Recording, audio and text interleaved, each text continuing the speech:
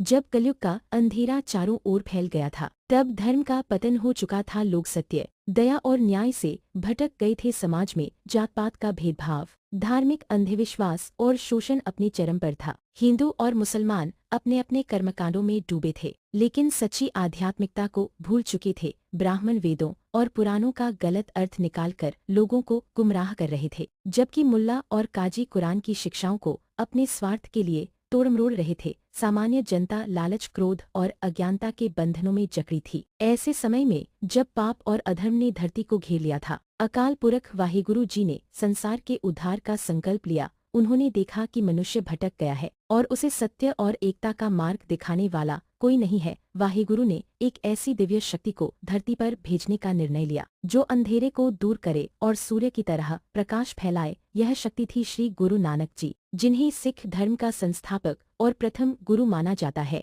कवि संतोख सिंह इस दृश्य को बड़े भावपूर्ण ढंग से वर्णन करते हैं। वे कहते हैं कि जैसे सूर्य उदय होने पर अंधेरा मिटता है, वैसे ही श्री गुरु नानक जी का अवतार कलयुग के अंधकार को नष्ट करने के लिए हुआ। इस अध्याय में श्री गुरु नानक जी के जन्म से पहले का परिदृश्य चित्रित किया गया है, जिसमें समाज की बुराइयां जैसे धन का लालच, झूठ, छलकपट और धार्मिक पाखंड को उजागर किया गया। यह भी बताया गया कि श्री गुरु नानक जी का अवतार न केवल हिंदुओं या मुसलमानों के लिए, बल्कि समस्त मानवता के लिए एक मार्गदर्शक बनने वाला था। वाहिगुरु का यह संकल्प था कि श्री गुरु नानक जी एक ऐसा मार्ग दिखाएंगे जो न तो केवल हिंदू धर्म के कर्मकांडों पर आधारित होगा, न ही इस्लाम के रूढ़िगत नियमों पर, बल्कि एकेश्वरवाद, प्रेम और समानता पर टिका होगा। इस अध्याय में यह भी वर्णन है कि श्री गुरु नानक जी का आगमन एक ऐसी क्रांति लाएगा जो लोगों को अंधविश्वासों से मुक्त करेगी और उन्हें सत्य, सेवा और भक्ति का पाठ पढ़ाएगी। ऐतिहासिक संदर्भ: